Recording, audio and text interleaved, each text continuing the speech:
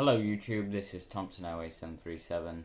This video is another update in terms of basically from the previous video. It's basically an update in terms of work, models and basically airports and stuff like that. So basically an update about everything.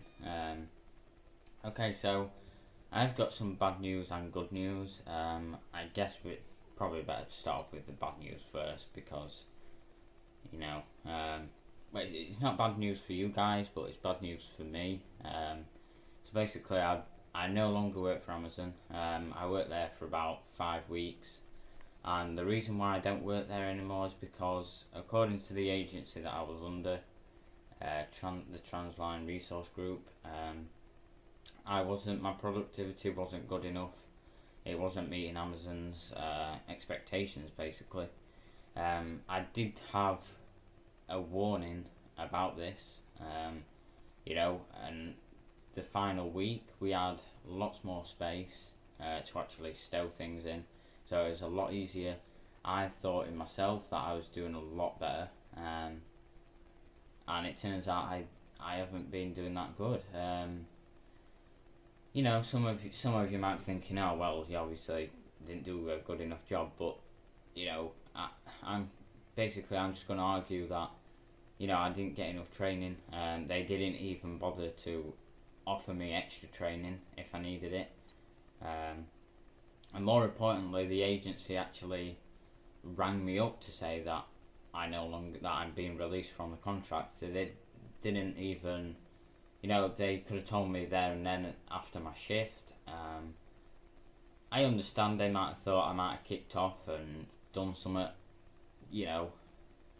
fair enough, but I think it's a bit informal of them to actually call me up the next day. It would have been Friday because I did do Monday, Thursday, and the shifts were actually going to change to Sunday, Wednesday this week. But obviously I no longer work there, so I haven't done the Sunday, Wednesday shift. But yeah, I think it's very, I'm to be honest, I'm quite annoyed that they did actually just decide to ring me rather than tell me directly to my face. That's probably the main thing that I'm wound up about, to be honest. Obviously that means that I can't really buy as many models as to be honest, I wasn't buying loads of models, but obviously it's going to set that back a little bit, buying models, and other expenditures like on airports and stuff. But basically, tomorrow I'm looking to sign on to Job Seekers Allowance again. I've got 2 interviews lined up already for 2 warehousing apprenticeships, so hopefully that will give me a bit more experience in warehousing. Obviously an apprenticeship is where you earn while you learn, but it's like, you're doing a job but you're learning and you're earning, all in one sort of thing. So hopefully, obviously with the experience I've had at Amazon, I can actually input that. So hopefully, one of them will come about.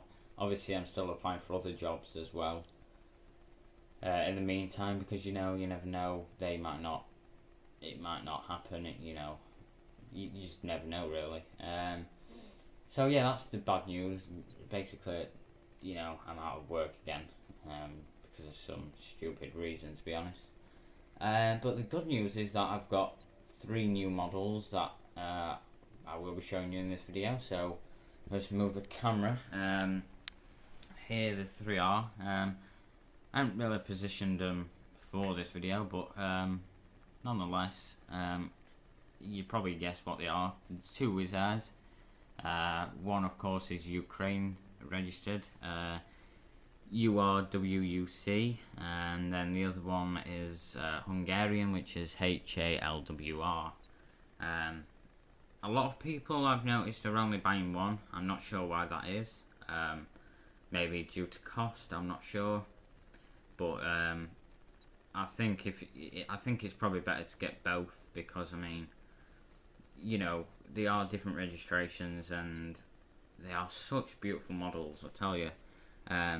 both come with antennas on the top. I'm not sure about the bottom. I'm going to just check this one. Yeah, it's got one on the bottom.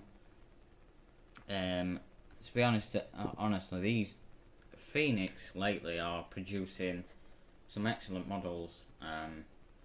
You know, obviously they produced the Thompson 737-800, and then they produced these two, which is just fantastic. And also, I'm looking at getting the Helvetic Airways A319.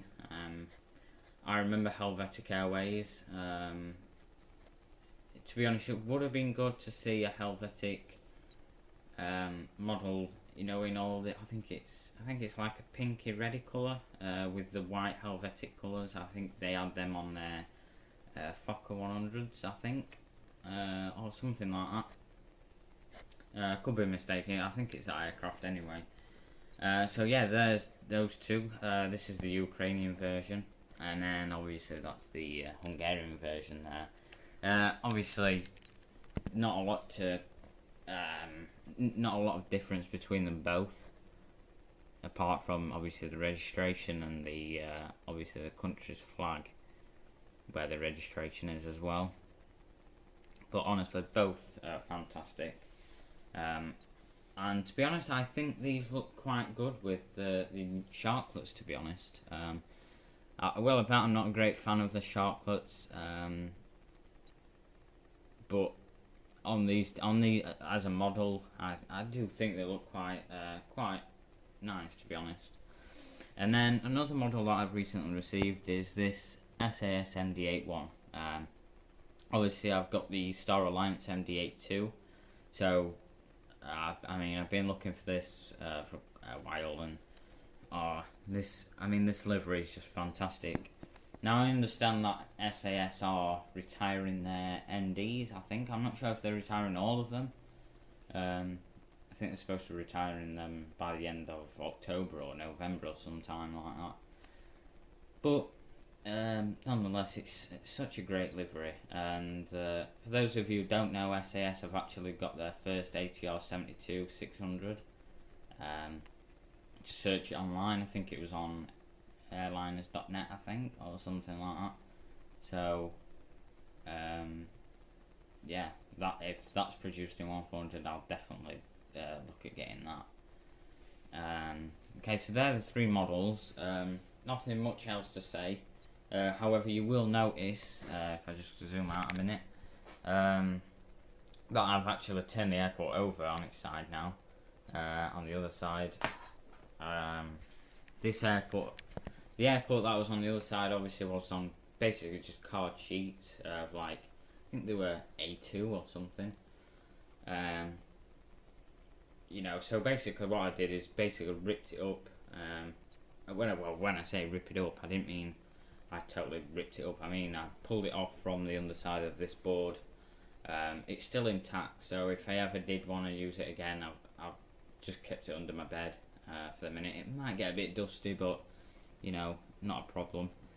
Obviously, the other side of this will be painted, hopefully. So, for the new airport that I've got planned, I've just got to do a bit of work because I've still got quite a bit of paper from my past work that I did. So I just need to sort of basically sand all that off, and then basically just paint over it. Sort of like, you know, similar shade of grey to this. And basically just, you know, I'm going to try and make this next airport as detailed as possible. So I'm going to be working from one end to the other, rather than do like all the sort of taxiways first, then all the apron outlines. You know what I mean? I'm going to do it step by step. So I'm going to start with one side and work my way down towards the runway end. You know, just to try and get the finest of details in. Look at, you know, quite a lot of UK airports, see how they're laid out, see what markings they use, and sort of, you know, that idea. So yeah, hopefully, you know, you guys are looking forward to this next airport. Once again, I do apologise about the East Midlands one that I had planned. You know, obviously in this sort of hobby, you do plan stuff and then obviously with the cost of stuff and the space and all that sort of stuff, it can get in the way. But hopefully you guys will understand.